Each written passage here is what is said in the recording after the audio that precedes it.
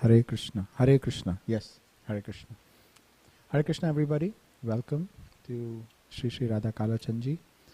I want to welcome my parents who have come all the way from Mysore here. Welcome. Hare Krishna. So before we start, let us sing Jai Radha Madhav. Jai Radha Madhava Kunja Bihari. Hare Krishna.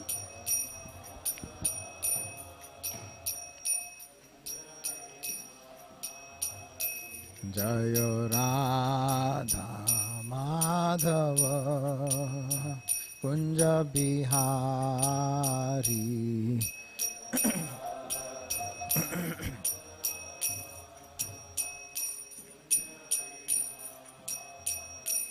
Jaya Gopijana Vallabha Girivaradhari.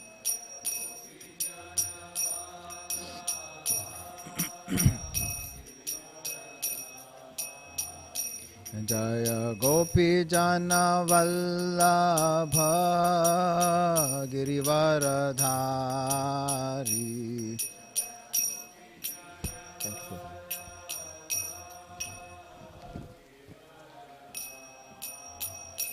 Jaya Yashodanandana Brajajana Ranjana.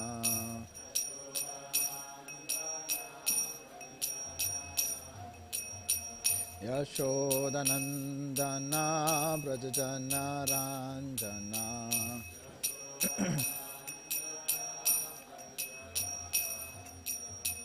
Yashodanandana Brajajana Ranjana.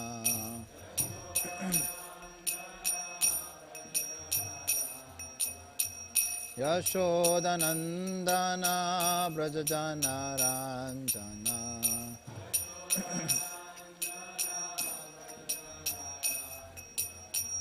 Yamuna Tira Vanachari.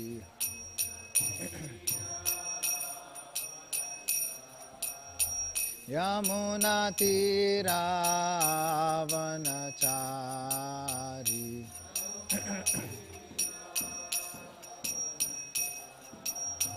O Jaya Radha Madhava Kunja Bihari.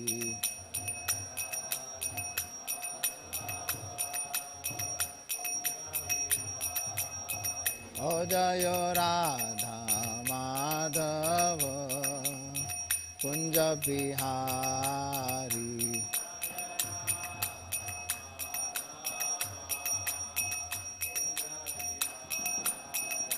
Jaya Gopijana Vallabha Girivaradhari.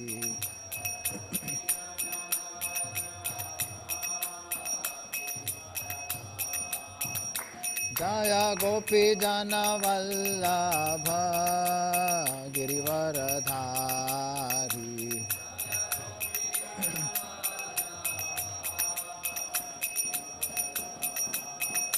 Jaya Yashodanandana Brajajana Ranjana.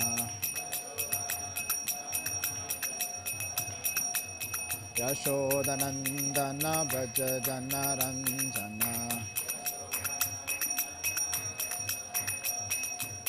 Yamuna Tira Vanachari. Yamuna Tira Vanachari. O Jaya Radha Madhava Kunja Bihari.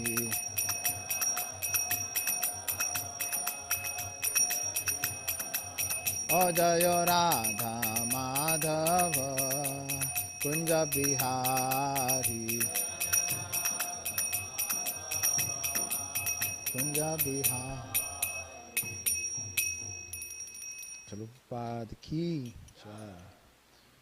Om Namo Bhagavate Vasudevaya.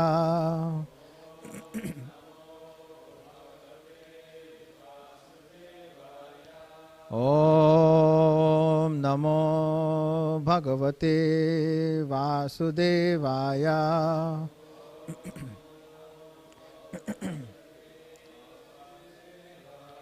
Om Namo Bhagavate Vasudevaya.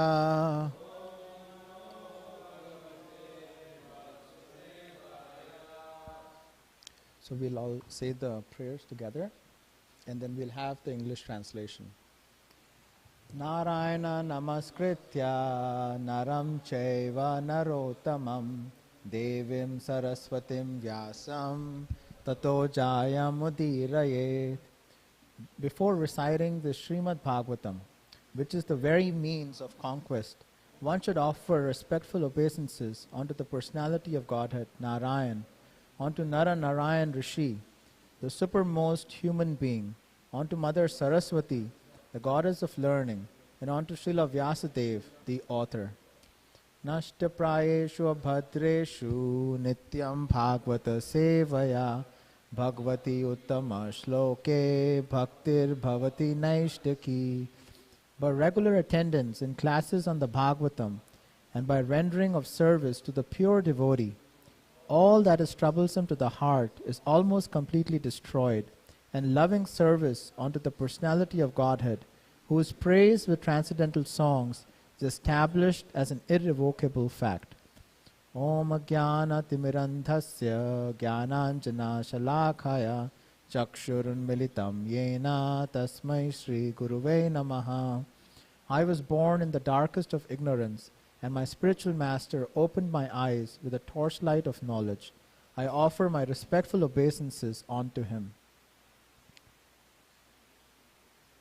That's it? Okay. Hare Krishna. So before we start, let us make a small sankalpa and a prayer to Sri Sri Radha Kalachandji that we're able to go deeply into the subject matter, so we're able to come a little closer to them. Hare Krishna. So we are going to continue our reading from Canto 2, Chapter 9, which is titled Answers by Citing the Lord's Version. And we are going to read today from text number 4 all the way to 17.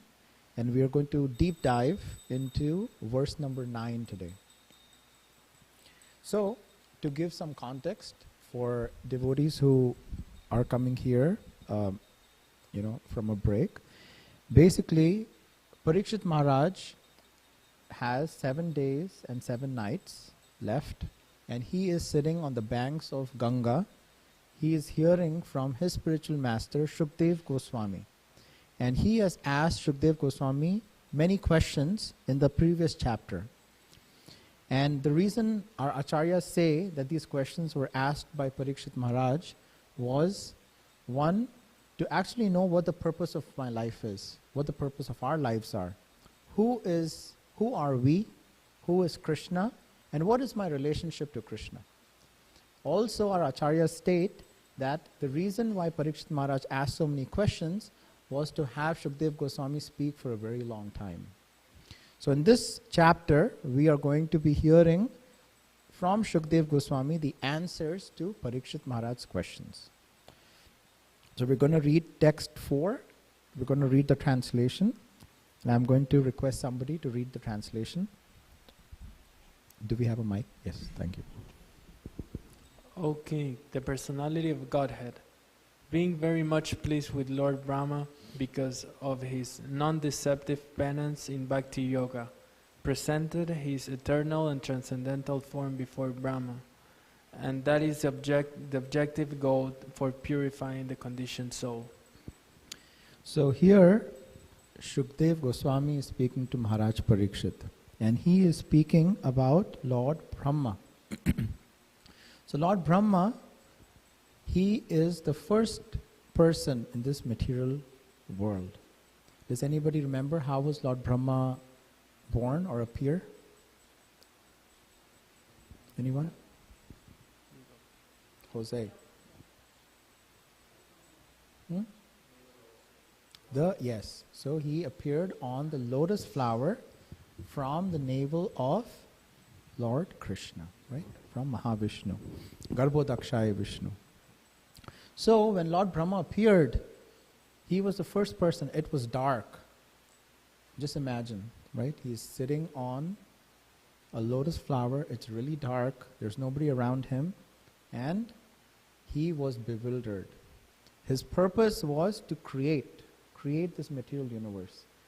But he was bewildered. He did not know what was the cause of his existence. He did not know how to proceed. So what did he do? He actually went down the lotus stem. Right? The lotus stem which was coming from Mahavishnu's navel, he actually goes down all the way to understand who is my creator? How do I proceed? Right? So here we see that the personality of Godhead, who was very much pleased by Lord Brahma by his non-deceptive penance and bhakti. So how did he come to this point of bhakti? Right? And a very important point here is Shukdev Goswami saying non-deceptive. Can somebody look up what does non-deceptive mean in the dictionary? So, non-deceptive, very clear. Very clear. Without any deception. Right? Our bhakti should be without any deception. When our bhakti is without any deception, then Krishna is very much pleased. Right? So Lord Brahma, he actually travels down the stem of the lotus flower. And our acharyas say that the 14 planetary systems are all situated on the stem of that lotus flower. Right? And in one of those planetary systems is Bhuloka. In that we have our Earth. There we have United States. There we have Texas. There we have Dallas.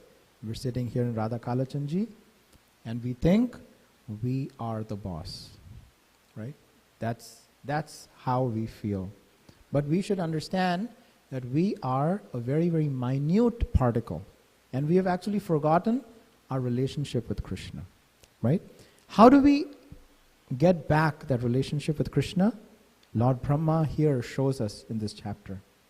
So, here in the purport, Srila Prabhupada speaks about Atma Tattva. Atma Tattva is the science of both God and the living entity. So Atma, we are both Krishna and us are called Atma. We are the Jiva Atma and Krishna is the Paramatma.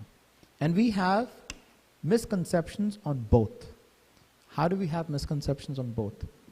The Jiva Atma, we consider that the soul is the same as the material body, right? As soon as we get a material body, we get riveted.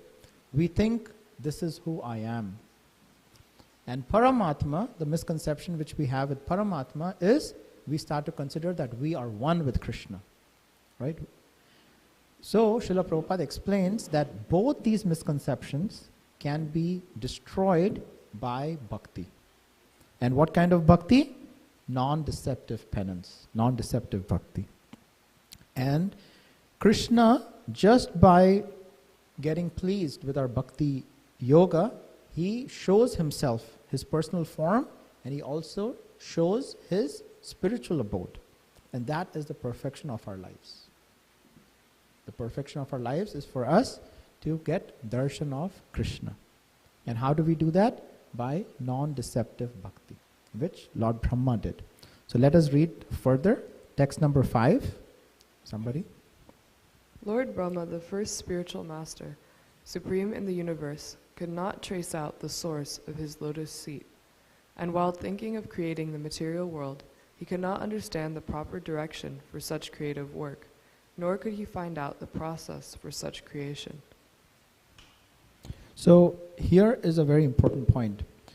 Srila Prabhupada here explains in the purport that anyone who does bhakti yoga can achieve the same result like Lord Brahma. And what was the result? Which was to identify that creative work, the direction for such creative work. So if we are performing our bhakti yoga sincerely, strictly, with determination, then Krishna will be very pleased. Okay, text number 6. While thus engaged in thinking, in the water, Brahmaji heard twice from nearby two syllables joined together. One of the syllables was taken from the 16th and the other from the 21st of the Sparsa alphabets, and both joined to become the wealth of the renounced order of life. Yeah, so while Brahma was thinking like this, he actually went down all the way to the stem of the lotus flower, and that's where he heard two syllables. And one syllable was taken from the 16th, and the other was from the 21st. And Srila Prabhupada explains in the purport that the Sanskrit alphabet is divided into two divisions. One is called the Sparsha Varnas, and the other is called the Talavya Varnas. So the 24th, the 16th syllable was Ta, and the 21st syllables was Pa. And when both of them were joined, it became Tha-pa. Tha-pa. And tapa means penance or austerity. So he heard this. Just imagine, right? It's completely dark. He's bewildered.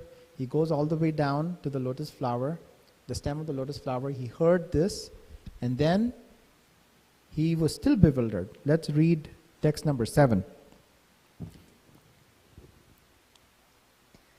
When he heard the sound, he tried to find the speaker, searching on all sides. But when he was unable to find anyone besides himself, he thought it was wise to sit down on his lotus seat firmly and give his attention to the execution of penance as he was instructed.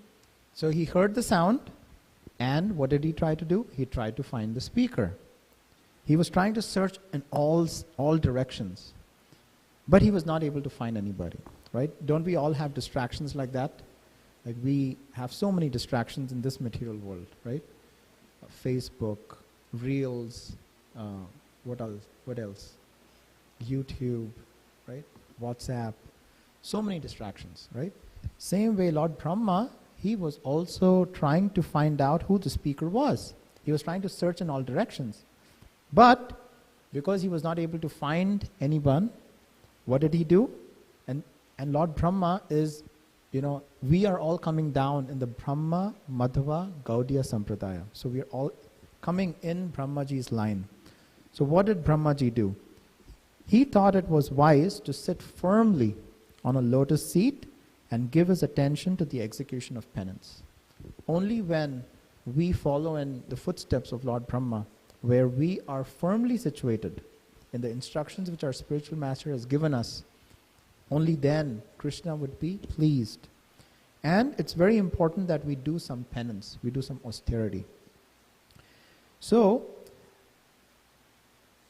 what's important here, which Srila Prabhupada also explains, is that the message which was instructed to Lord Brahma, which was coming directly from Krishna, was actually the message of Srimad Bhagavatam. And the 4 seed verses of Srimad Bhagavatam were actually instructed by Krishna to Lord Brahma. And that is now emanating to us in the form of, Srimad Bhagavatam. Lord Brahma was the most pure soul, and he got personal darshan of Krishna. Now, we should not think that, why are we not getting personal darshan of Krishna, right? However, Lord Krishna comes in the form of his bona fide representative, our spiritual masters. So whatever we hear from our spiritual master, we should consider that it's coming as good as Krishna. It's coming from that disciplic succession. So the disciplic succession is very, very important. That chain, and that's the reason why any questions we have to approach a bona fide spiritual master. Okay, text number 8. Lord Brahma underwent penances for 1,000 years by the calculations of the demigods. He heard this transcendental vibration from the sky, and he accepted it as divine. Thus he controlled his mind and senses, and the penances he executed were a great lesson for the living entities. Thus he is known as the greatest of all ascetics, yes. And tapa is so important that it is actually called the beauty and the wealth of the Brahmanas.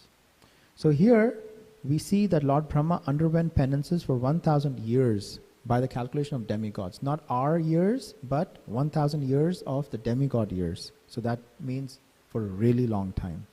He was just sitting there firmly on his lotus seat, and he was meditating on the transcendental sound vibration, which was Tapa. Tapa. Right? He was constantly giving his attention to that sound vibration.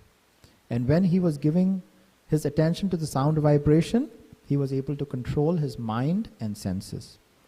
And this is a very, very good instruction for all of us, that how do we need to hear the sound vibration, the Hare Krishna Mahamantra, with our firmly situated, and we are constantly hearing that holy name. That's the reason why Lord Brahma is called the greatest of ascetics. Okay, text number 9. The personality of Godhead, being thus very much satisfied with the penance of Lord Brahma, was pleased to manifest his personal abode. Vaikuntha, the supreme planet above all others. This transcendental abode of the Lord is adored by all self-realized persons, freed from all kinds of miseries and fear of illusory existence. So after Lord Brahma was performing penances for a really long time, Krishna was very, very pleased. And when Krishna was pleased, what did he do? He appeared. He appeared and he instructed Lord Brahma, and it's very interesting, we'll read later on in this chapter, he personally came and he shook Brahma's hand. He shakes Brahma's hand and he says, congratulations. You know? Just imagine. Like, he was so pleased that he came and personally shook Lord Brahma's hand. And he then gave him all that knowledge, and he also showed Lord Brahma his spiritual abode. So we are going to deep dive into this verse today. So let's read the Sanskrit. So I'm going to say it and you all can repeat it. Tasmai swalokam bhagwan shabajitaha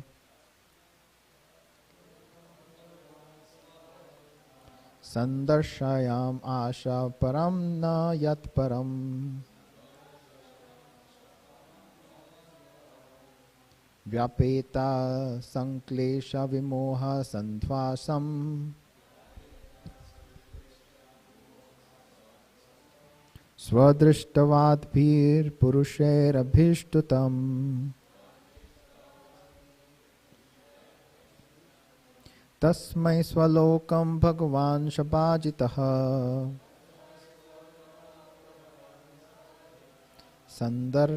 sandarshayam asha param na yat param vyapeta sanklesha vimoha sadvasham swadrishtavadbhir purushair abhishtutam. Someone like to say it?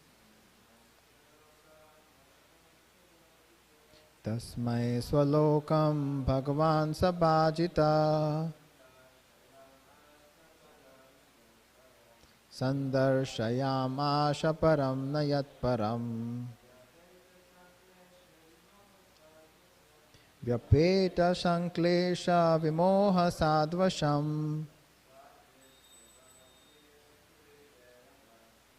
swadrishtavadbhir purushair abhishtutam.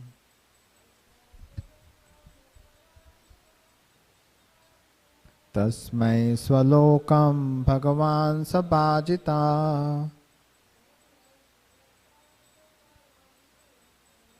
sandarshayama param na yat param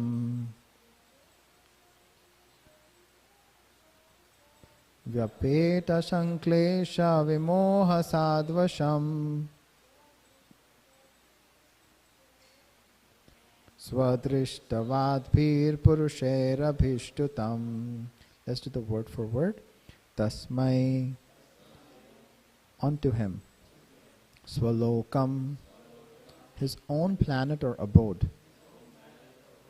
Bhagavan, the personality of Godhead.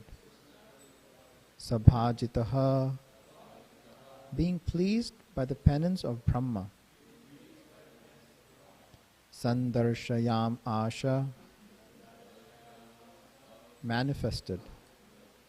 Param, the supreme.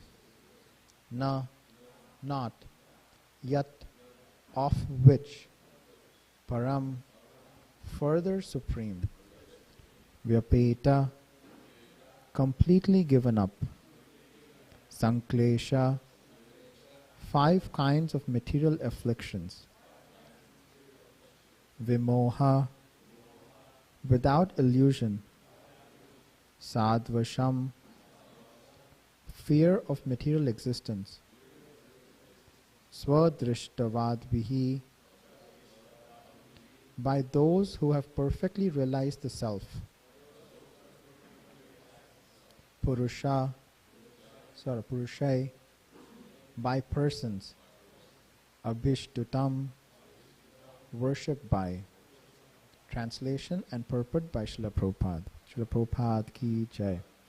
The personality of Godhead, being thus very much pleased, very much satisfied with the penance of Lord Brahma, was pleased to manifest his personal abode, Vaikuntha, the supreme planet above all others.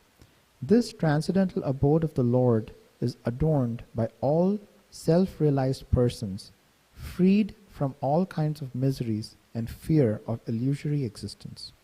Purport. The troubles of penance accepted by Lord Brahma were certainly in line of devotional service, bhakti. Otherwise, there was no chance that Vaikuntha or Swalokam, the Lord's personal abodes, would become visible to Brahmaji. So this is an important point, right? Like he wasn't doing an impersonal penance, he was actually performing bhakti. And how do we know that? We know that because Lord Brahma was actually able to see Krishna face to face, and Krishna revealed Vaikuntha Loka to him, right? If he was doing an impersonal penance, he would actually merge. He would like to merge into the effulgence of Krishna. The personal abodes of the Lord, known as Vaikunthas, are neither mythical, nor material, as conceived by the impersonalists. But realization of the transcendental abodes of the Lord is possible only through devotional service. And thus, the devotees enter into such abodes. There is undoubtedly trouble in executing penance. Do we all experience that, or is it just me? Right? Only me. I knew that. So, there is... So, bhakti can be easy if we make it easy, or it can be difficult if we don't pay attention. So there is undoubtedly trouble in executing penance. But the trouble accepted in executing bhakti yoga is transcendental happiness from the very beginning. Whereas the trouble of penance in other process of self-realization like jnana yoga, dhyana yoga, etc., without any Vaikuntha realization ends in trouble only and nothing more. There is no profit in biting husks without grains. Similarly, there is no profit in executing troublesome penances other than bhakti yoga for self-realization. Executing bhakti yoga is exactly like sitting on the lotus sprouted out of the abdomen of the transcendental personality of Godhead. For Lord Brahma was seated there. Brahmaji was able to please the Lord, and the Lord was also pleased to show Brahma his personal abode. Srila Jiva Goswami, in the comments of his Krama Sandarbha, annotation of Srimad Bhagavatam, cites quotation from the Garga Upanishad, Vedic evidence.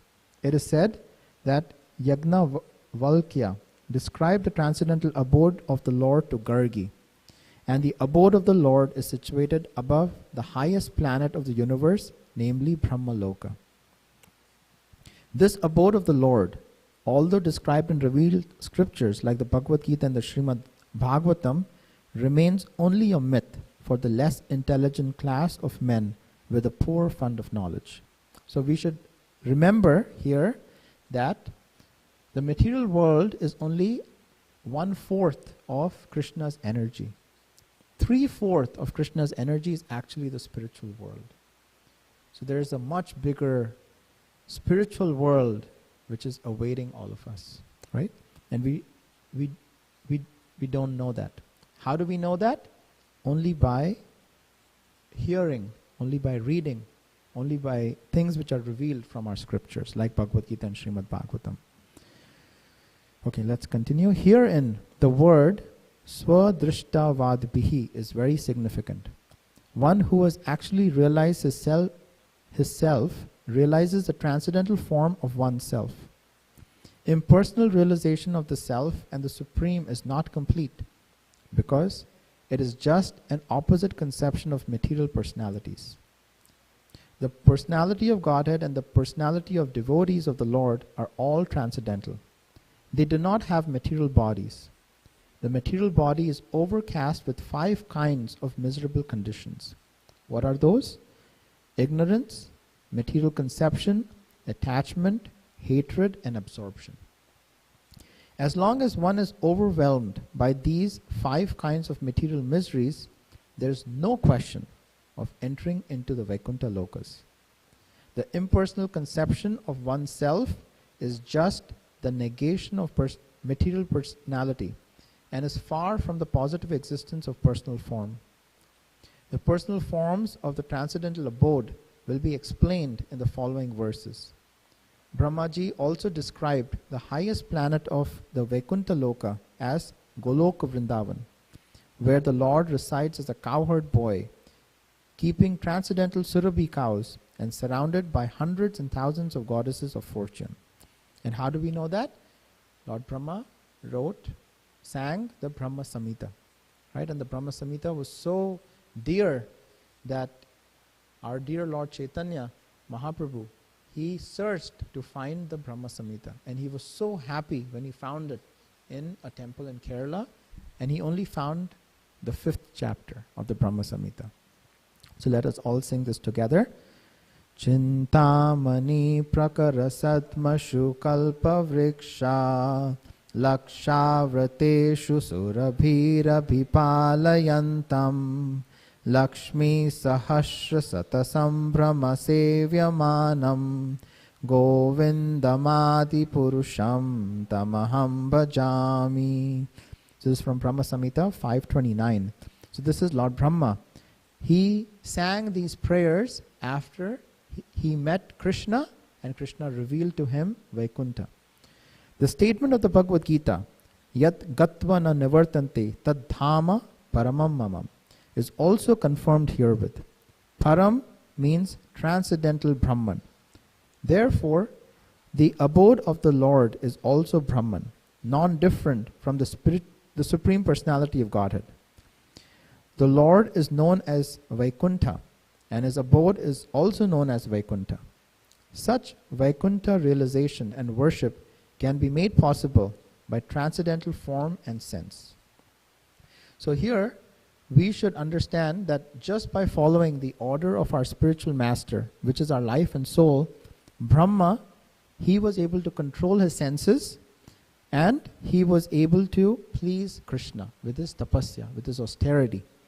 And only by his devotional service, which was bhakti, he was able to then realize the Vaikuntha planets. So now, from text 10 to 17, which we're going to read today, we're going to read the translations. Krishna is now explaining or revealing his transcendental abode. Who's ready to read and hear about the transcendental abode? Let's do it. In that personal abode of the Lord, the material modes of ignorance and passion do not prevail, nor is there any of their influence in goodness. There is no predominance of the influence of time. So what to speak of the illusory external energy? It cannot enter that region. Without discrimination, both the demigods and demons worship the Lord as devotees. So when you're explaining something, there are 2 ways to explain it. First one is in a negative way, what it is not, and the other way is in a positive way. So, for example, if I had to explain this chadar, right? I would say, well, this is not silk. It is not made of wool, right? But in a positive way, I would explain, well, I bought it from Vrindavan, right? It's made of cotton, right? So there are two ways in which we can explain something. So in text 10, Shukdev Goswami is explaining it in a negative way. What the Vaikuntha planets are not, right? So there, the material modes of ignorance and passion do not prevail, like how it prevails here in the material world. Nor there is any influence, nor there is any of their influence in goodness. There is no predominance of the influence of time, right? Time is something which is only prevalent in the material world. There's no concept of time in the spiritual world. That's the reason why in the spiritual world nobody gets old. Everybody is in their youthful forms, which we're going to read further. So there's no illusory external energy. It cannot enter that region. Okay, let's read text 11. The inhabitants of Vaikuntha planets are described as having a glowing sky bluish complexion. Their eyes resemble lotus flowers. Their dress is of yellowish color, and their bodily features are attractive. They are just the age of growing youths. They all have 4 hands. They are all nicely decorated with pearl necklaces, with ornamental medallions, and they all appear to be effulgent. They're all glowing. Text 13. The Vaikuntha planets are all surrounded by various airplanes, all glowing and brilliantly situated. These airplanes belong to the great Mahatmas or devotees of the Lord. The ladies are as beautiful as lightning because of their celestial complexion. And all these combined together appear just like the sky decorated with both clouds and lightning. So here we see that there are airplanes, airplanes which are not running on diesel. There are no crashes, right? They're celestial airplanes, glowing and brilliantly situated. Also, they say that the ladies are compared as lightning and the men are compared as clouds. So the sky is decorated both with clouds and lightning, right? That's how the spiritual world is. Text 14. The goddess of fortune, in her transcendental form, is engaged in the loving service of the Lord's feet. And being moved by the black bees, followers of spring, she is not only engaged in variegated pleasure, service of the Lord, along with her constant companions, but is also engaged in singing the glories of the Lord's activities. So here we see like how we're getting closer and closer, right? So we started with the inhabitants of Vaikuntha planets. Then they explained all the airplanes. And now we are coming to the goddess of fortune, who is serving the transcendental form of Krishna's lotus feet, right? Okay, text 15. Lord, You're choked up? After hearing the Vaikuntha? Okay, I'll read. Text 15. Lord Brahma saw in the Vaikuntha planets the personality of Godhead, who is the Lord of the entire devotee community, the Lord of the goddess of fortune, the Lord of all sacrifices, and the Lord of the universe, and who is served by the foremost servitors like Nanda, Sunanda, Prabala, and Arhana, his immediate associates. 16.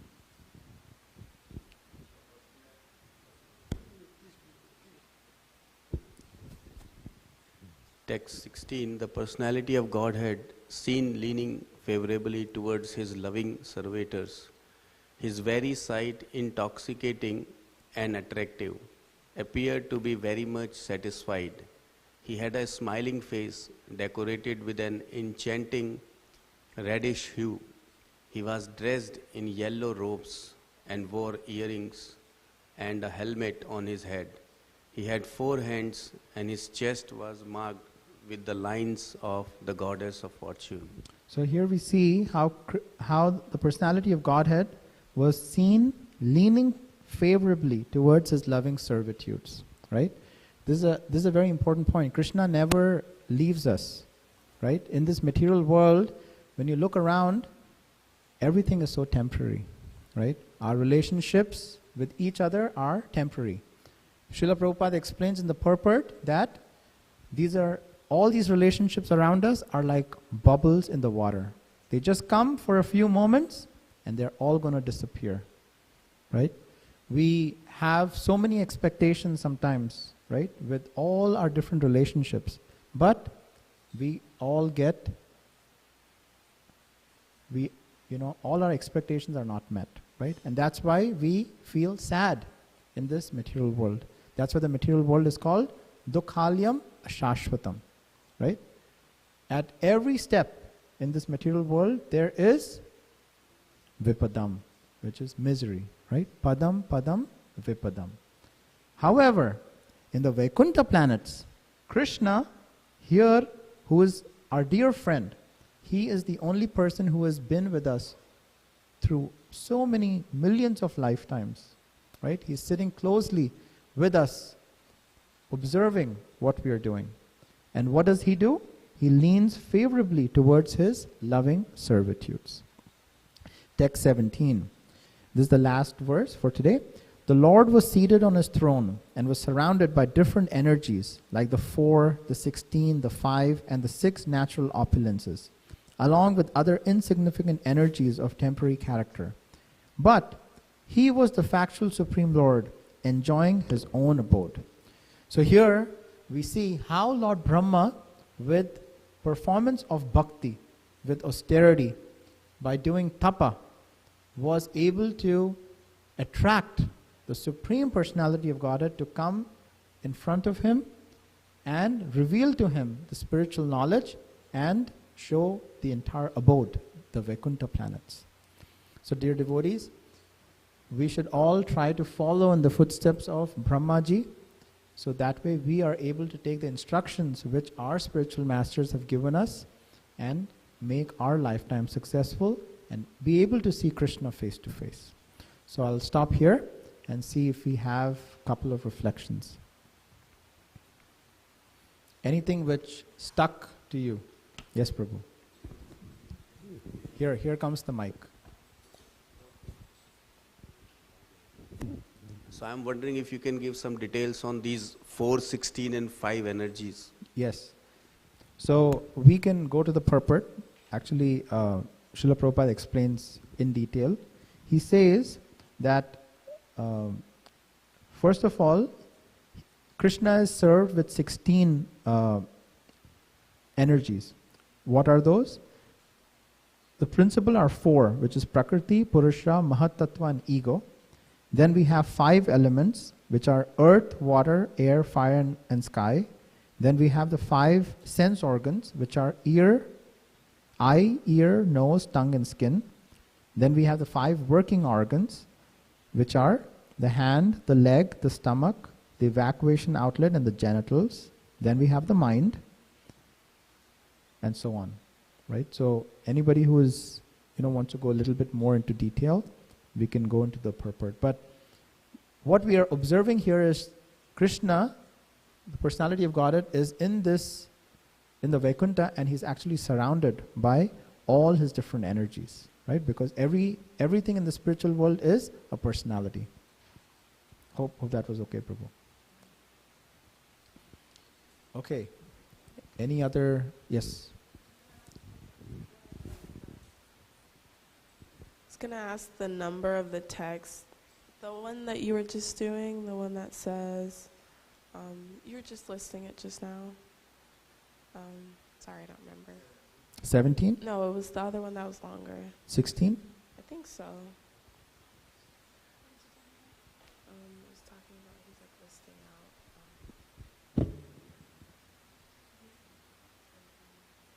out. We can go back. Prabhu, can you just go to the translations? I think she has a question. Some of the things that were listed were like organs. Yeah. The purport?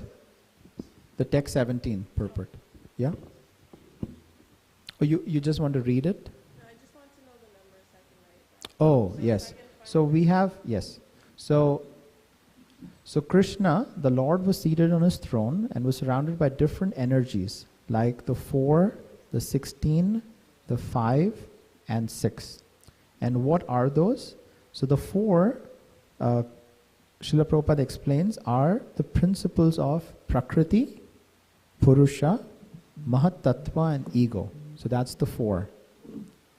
Then the 16, this is how it's broken up. We have the 5 elements, we have the 5 perceptive sense organs, so that's 10. Then we have the 5 working organs, 15, and the mind, that makes 16. Then we have the other 5, which are the sense objects, which is form, taste, smell, sound, and touch. So all these 25 items serve Krishna. Is that okay? Yeah? Okay. Hare Krishna.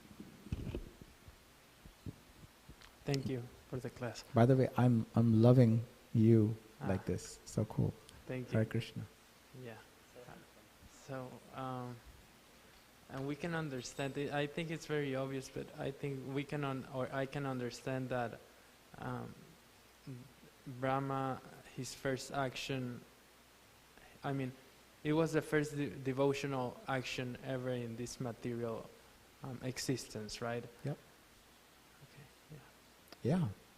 Like Lord Brahma, he actually performed bhakti, right? And what he showed with his actions is that you can't just see Krishna without performing some endeavor, right? And what was his endeavor? He performed tapasya or austerity or penance, right?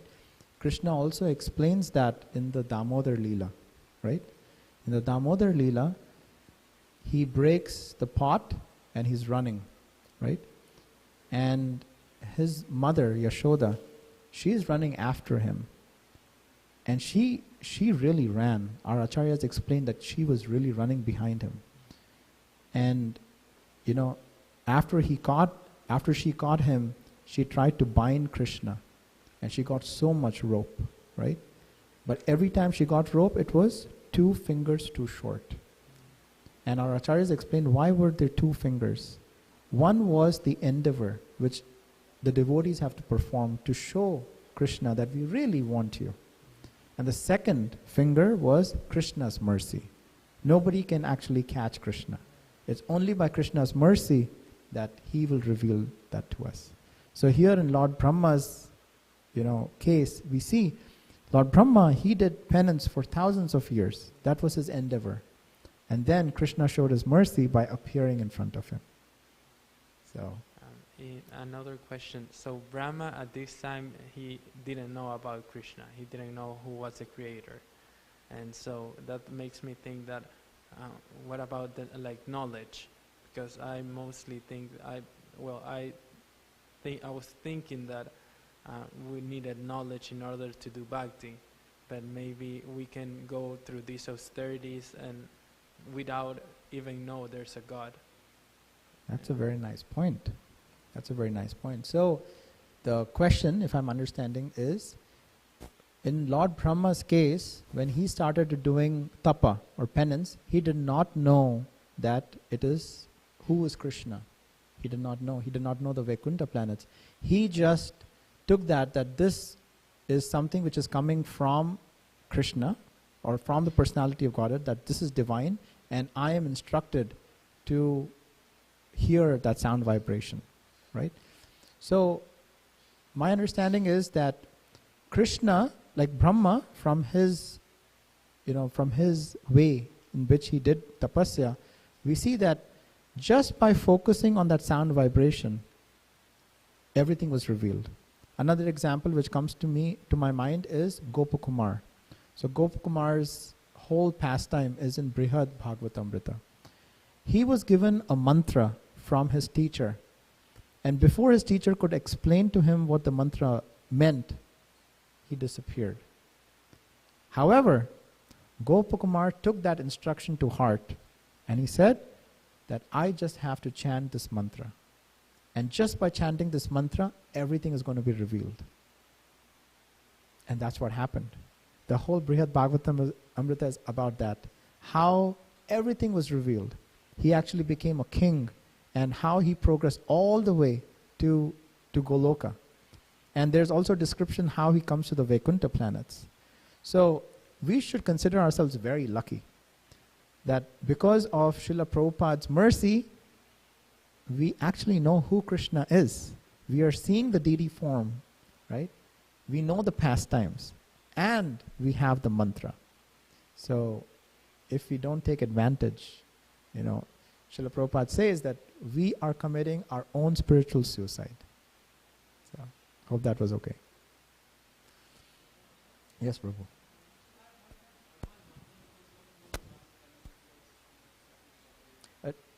Please take the mic. There are lots of devotees here.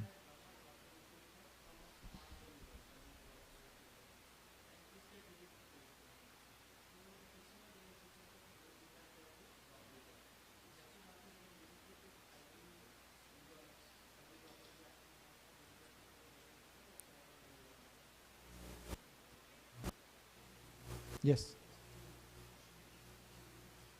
Yes, let's do that. So it's getting late for our Krishna house devotees. So we'll take this question at breakfast time. I will answer this. This is a nice question. Thank you. Thank you, everybody. Hope you all have a wonderful Krishna conscious filled day. Hare Krishna.